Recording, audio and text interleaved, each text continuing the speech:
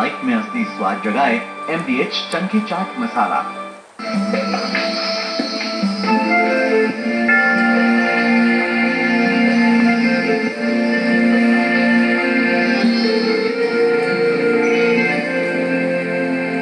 मंडळी नमस्कार. पासवर्ड आनंदाचा या कार्यक्रमामध्ये आपण आनंदाच्या अनेक वाटा शोधतोय. आपल्या जीवनामध्ये आनंद कसं निर्माण करता येईल यावर आपण विचार करतोय. जीवन वेगवेगळं आहे, मला माहिती. तुम्ही आज हा कार्यक्रम ऐकताय, तुमच्या प्रत्येकाचं जीवन वेगळं आहे. पण काही अशा गोष्टी आहेत की ज्या गोष्टी प्रत्येकाच्या आयुष्यामध्ये आनंद नक्की निर्माण करू शकते. तुमचा चांगला प्रतिसाद आमच्यापर्यंत पोहोचतोय. काही जणांनी तर आम्हाला असं सांगितलं की त्यांच्या आनंदाचा पासवर्ड काय माहितीये का? त्यांनी मला सांगितलं की रोज सकाळी 6:25 पासवर्ड आनंदाचा हा कार्यक्रम पाहणं हाच आमच्या दिवसभरातल्या आनंदाचा पासवर्ड असतो. आमच्या दिवसाची सुरुवात आनंदी होते, मग आमचा अख्खा दिवस आनंदी जातो. अशा जेव्हा तुमच्या चांगल्या प्रतिक्रिया आमच्यापर्यंत पोहोचतात तेव्हा आम्हालाही तुमच्या प्रतिक्रियांनी आनंद मिळतो. किती छोट्या छोट्या गोष्टी असतात पण आनंद देऊन जाणाऱ्या. आज अशीच एक छोटी गोष्ट मी तुम्हाला सांगणार आहे. मधल्या 10-12 वर्षाच्या कालावधीत त्या गोष्टीची तुम्हाला कदाचित आठवण राहिली नसेल किंवा कदाचित त्या गोष्टीतला आनंद तुम्ही मिळवला नसेल. आणि ती गोष्ट आहे, आजच्या आनंदाचा पासवर्ड आहे पत्र लिहिणे. मला सांगा, पत्र लिहिण्यात काय आनंद आहे? तुम्ही आता आठवून बघा, गेल्या 10-12 वर्षात तुम्ही कुणाला पत्र लिहिलंय का? मोबाईल आल्यापासून, फेसबुक आल्यापासून तुम्ही म्हणजे मी असलं पत्र म्हणत नाही, तक्रारीचं पत्र, कामानिमित्तचं पत्र, तसलं पत्र म्हणत नाही. कौटुंबिक पत्र गेल्या 10-12 वर्षात तुम्ही कुणाला पाठवलेलं तुम्हाला आठवतंय का? पहा. मेसेज पाठवत असाल, फोनवर तुम्ही म्हणाल फोनवर बोलतो, आता पत्राची काय गरज आहे? फोनवर बोलतही असाल, रोज बोलत असाल, कदाचित तासन तास पण बोलत असाल, पण पत्र कधी पाठवलेत का? जी पिढी पूर्वीच्या, म्हणजे मी कॉलेजमध्ये असताना वक्तृत्व स्पर्धा करत असताना अनेक मित्रांची जेव्हा पत्र यायची ना, तेव्हा जुन्या पिढीला आठवत असेल की दरवाजामध्ये, दारामध्ये पोस्टमन पाहिला की तो पोस्टमन आपल्याला किती जवळचा वाटायचा. का? कारण आपल्या कुठल्या तरी जवळच्या व्यक्तीचं पत्र, जवळच्या व्यक्तीच्या पत्रातले शब्द, म्हणजे त्या शब्दातून प्रतीत होणारी ती व्यक्ती, तिचं मन, हे सगळं आपल्याला ते पोस्टमन आपल्या समोर उलगडून द्यायचे. म्हणजे पोस्टमन हे आपले मित्र व्हायचे आणि आपण चातकाप्रमाणे लहान मुलं, वय आपलं लहान असताना पोस्टमनची वाट पाहत असायचो. मी कॉलेजला असताना मला रत्नागिरीतून, रायपाटणवरून माझा एक मित्र आहे, गजानन लक्ष्मण पळसुले देसाई. इतकं सुंदर हस्ताक्षर आहे आणि इतकं छान पत्र लिहितो ना की त्या काळात, आता माझ्या घरी असं होतं की मला तसं वेगळ्या पोस्टमनची वाट पाहण्याची गरज लागायची नाही, कारण बाबाच नोकरीला पोस्टात होते, तेच पोस्टमन होते. मी पत्ताही तिथला दिलेला असल्यामुळे ते पत्र त्यांच्याकडेच यायचं. मी कल्पना करतोय, माझ्या बाबांकडनंच मला पत्र जेव्हा मिळायचं त्यावेळेस मला गजाननचं पत्र आलं की इतका आनंद व्हायचा की त्याचं ते मस्त असलेलं मोत्यासारखं अक्षर, मोत्या कुत्र्यासारखं नाही, मोत्याच्या दाण्यासारखं असलेलं अक्षर, आणि असं अक्षर आणि आतमध्ये लिहिलेले विचार. म्हणजे त्याचं पत्र कुणाला पोहोचलं ना की ज्या मित्राला पाठवलेलं असेल त्याच्या आई वडिलांचं सुद्धा ते लक्षात राहायचं की हा तुझा मित्र कोण, फार छान पत्र पाठवतो. शेवट करताना मस्त काहीतरी कवितेच्या ओळी असायच्या.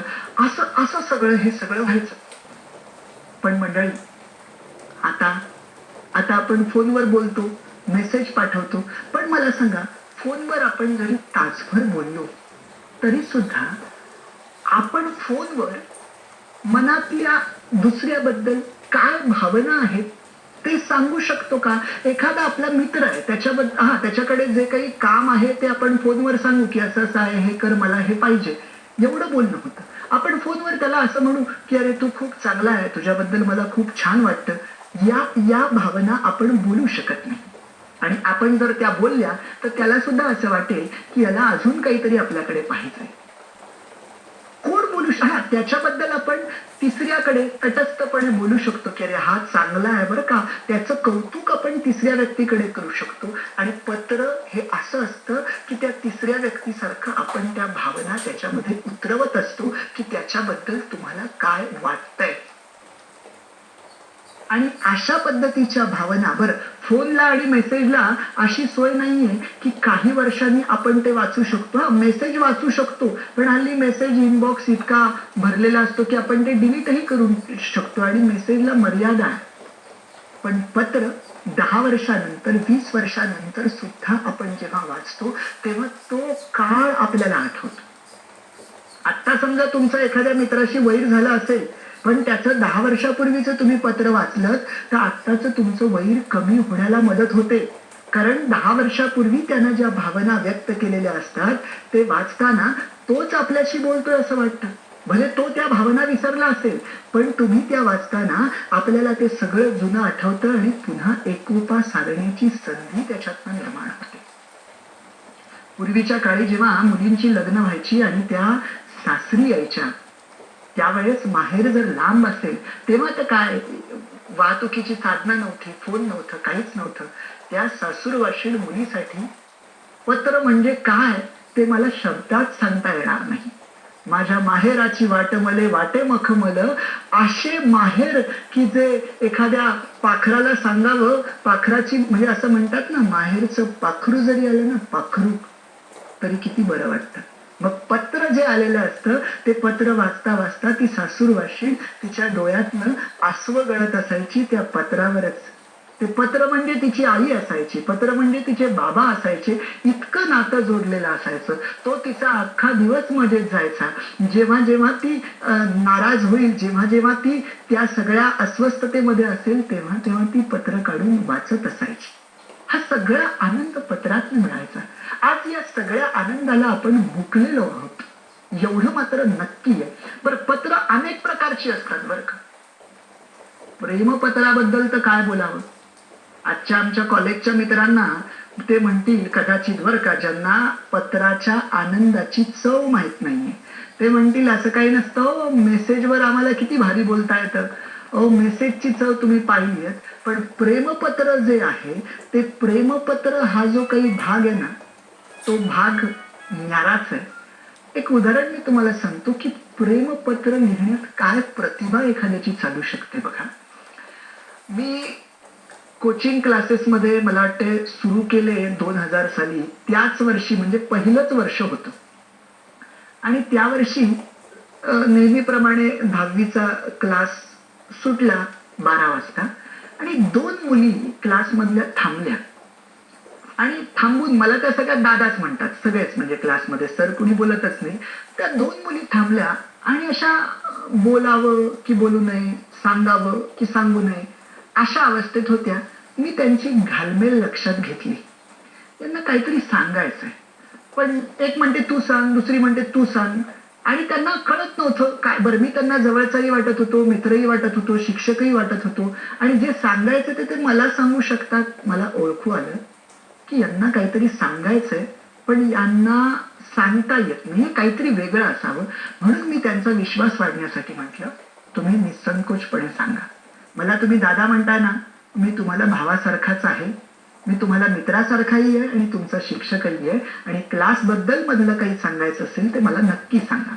मग त्यांचा विश्वास जेव्हा मी वाढवला तेव्हा त्यांनी माझ्या हातात एक पत्र दिलं.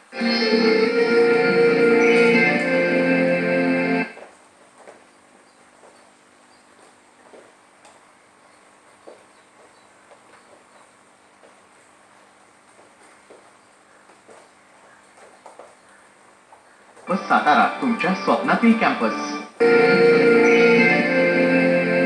पत्र दिल्यानंतर मला त्या मुलाचं नाव सांगितलं. आता मी ते सांगत नाही इथे, पण त्यांनी सांगितलं की त्या मुलाने ते पत्र पाठवलं. मी म्हटलं एक काम करा, आत्ता माझ्याकडे तुम्ही हे सगळं बोलताय, सध्या या प्रकरणाची कुठेच काही वाच्यता करू नका. मी काय करायचं ते ठरवतो आणि मग तुम्हाला मी सांगतो. हे जे काही घडलंय ते तुम्ही विसरून जा, मनात पण काही ठेवू नका. त्या मुली घरी गेल्या आणि माझ्याही शिक्षकाची ही परीक्षा होती ना, कारण माझ्याही आयुष्यात असं काहीतरी पहिल्यांदा घडलं होतं की मुलींनी ते पत्र दिलं होतं. मी घरी गेल्यानंतर ते पत्र वाचलं. तो मुलगा अभ्यासात अजिबात हुशार नव्हता. 10वी फार कष्टानं पास होईल अशा अवस्थेचा होता. आणि ते पत्र मी वाचलं. त्याची प्रतिभा त्या प्रेमपत्रात इतकी चालली होती की मला आश्चर्याचा धक्का बसला. यानं ही प्रतिभा जर मराठीचा एखादा निबंध लिहिण्यात वापरली तर 15 पैकी त्याला किमान 13.5 तरी मार्क पडतील. इतकं पत्र त्यानं आतनं लिहिलंय. बरं, आता मला हे कळेना की त्या मुलाला शिक्षा करावी त्याच्या या वर्तणुकीची, की त्याच्या या पत्राचं कौतुक करावं, त्याच्या प्रतिभेचं कौतुक करावं. मला एवढंही कळत होतं की आपण थेट नाव घेऊन याला बोललो तर काहीतरी वाईट वाटेल. मग दुसऱ्या दिवशीपासून मी क्लासमध्ये अप्रत्यक्षरित्या बोलायला लागलो की या गोष्टींपासून आपण कसं दूर राहिलं पाहिजे. रक्षाबंधनचा सण चांगला क्लासमध्ये सादर केला आणि सांगण्यास अभिमान वाटतो की त्या मुलाचं नाव न घेता सुद्धा अप्रत्यक्षरित्या जे जे काही सांगितलं गेलं त्या मुलावर त्याचा प्रभाव झाला आणि तो मुलगा या सगळ्या प्रकरणांपासून बाजूला झाला आणि आता एक चांगल्या पद्धतीचं जीवन तो जगतोय. पण त्या प्रेमपत्रांमधला हा जो काही प्रकार आहे तो सुद्धा एक वेगळा आनंद देणारा आहे. फक्त ते जाणीवपूर्वक आणि विचारपूर्वक असलं पाहिजे. पण मंडळी, काही पत्र तर असतात ना, इतकी जिव्हारी लागणारी असतात की त्या पत्रांकडे वाचल्यानंतर नियतीला दोष द्यावं, दैवाला दोष द्यावं की कशाला दोष द्यावं असा प्रश्न आपल्याला पडेल. एखाद्या सीमेवर लढणारा सैनिक असतो, घरी आपल्या प्रेयसीला, बायकोला छानसं पत्र पाठवतो, छानसं पत्र पाठवतो. सगळ्या भावना त्या पत्रात ओतलेल्या असतात आणि दुर्दैव असं ज्या दिवशी तो पत्र पोस्ट करतो त्याच दिवशी त्याला शहीद व्हावं लागतं, त्याला मृत्यू येतो. त्याचं पत्र घरी पोहोचण्याच्या आत त्याचं प्रेत घरी आलेलं असतं. अंत्ययात्रा उरकते आणि 4-5 दिवसानंतर ते पत्र येतं. काय वाटत असेल त्या स्त्रीला, काय अवस्था असेल त्या घरच्यांची. ते पत्र वाचताना एक एक शब्द किती जड वाटत असेल. अख्खं पत्र अश्रूंनी भरून जाऊ शकतं. अशीही काही जिव्हारी लागणारी पत्र असतात, कारण ते पत्र शेवटचं लिहिलेलं पत्र असतं.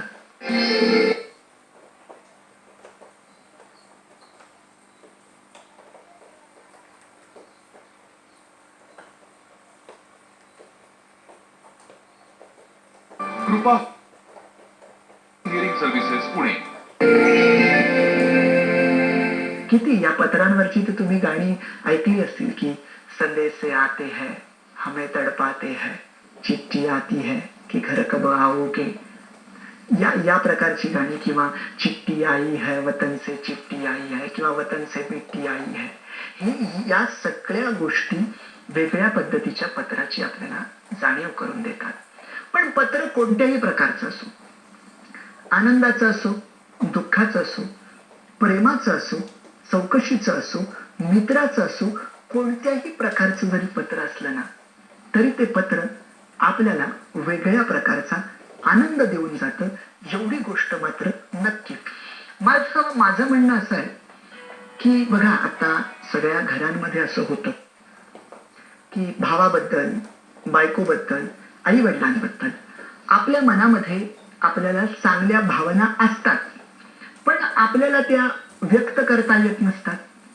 माझं म्हणणं असं आहे की आपले आई वडील, आपला भाऊ, आपली बायको जरी आपल्याच घरात असली, जर तुमचा संवाद होत नसेल, आता कसं आहे, वक्तृत्व बोलणं हे काही प्रत्येकाकडेच आहे असं नाही, प्रत्येक जणालाच काही पुढच्याशी संवाद साधता येईल असं नाही. बरं, दोघेही भाऊ किंवा नवरा बायको, मुलगा आई वडील, हे सगळे दोघेही एकमेकाशी त्यांचं नातं चांगलं असतं, पण बोलण्याचे जे शब्द असतात, बोलण्याची जी कला असते ती नसल्यामुळे कुठेतरी असा अबोला आलेला असतो, संवादात तूट पडलेली असते. पण अशा व्यक्तीने जर स्वतःच्या भावाला, बायकोला, आई वडिलांना घरच्या घरीच पत्र लिहिलं, कल्पना बघा कशी आहे, घरच्या घरीच पत्र लिहिलं आणि त्यांच्याबद्दल जे काही वाटतंय ते त्या पत्रात व्यक्त केलं आणि ते पत्र जर त्यांना दिलं, मग एखाद्या वाढदिवसाच्या दिवशी असेल किंवा एखाद्या चांगल्या दिवशी असेल, असं पत्र जर दिलं तर मला सांगा, कितीतरी तुटणारी घरं ही सांधली जातील ना हो? कारण पुढच्या व्यक्तीबद्दल काय वाटतंय ते पत्रातनं मनमोकळेपणानं व्यक्त केलेलं असतं. आणि माझं तर म्हणणं आहे, जसं तुम्हाला पुढच्या व्यक्तीबद्दल चांगलं वाटतंय म्हणून तुम्ही पत्र लिहिताय, तसं माझं म्हणणं आहे, समजा तुमचा मित्र आहे, तो आतापर्यंत तुमच्याशी चांगलं वागलाय, पण काहीतरी खटकलंय, एकदम तुमची मैत्री तुटली आहे, तुम्हाला जाणवायला लागलंय की अरे हा चांगला वागणारा आपल्याशी आज असं का वागतोय, पण त्याचं कारणही तुम्हाला काही कळत नाही. विचार करून करून आपल्याकडून काही चुकी झाली का म्हणावं तर तेही कळत नाही. बरं, शब्दांचं कसं आहे, आता तुम्ही विचारायला जावं आणि तो फटकन काही बोलला तर तुम्हाला राग येणार, त्या रागात तुम्ही प्रत्युत्तर देणार, म्हणजे मैत्री सांधायची तर ती अजून तुटून जाणार. पण त्यापेक्षा अशा रागावलेल्या मित्राला तुम्ही जर सुंदर असं पत्र लिहिलं की काय चुकलं माझं, तू जे जे काही वागतोयस त्या सगळ्या गोष्टींचा पत्रात उल्लेख केला.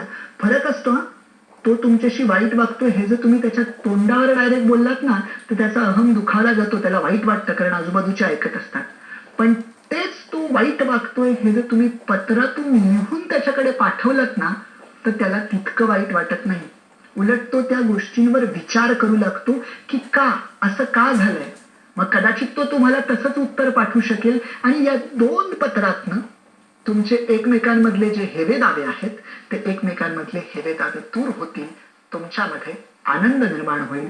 ज्यांच्याशी तुमचं नातं तुटलेलं आहे, ज्यांच्याशी तुम्ही बोलू शकत नाहीत, आजच त्यांना पत्र लिहा. धन्यवाद.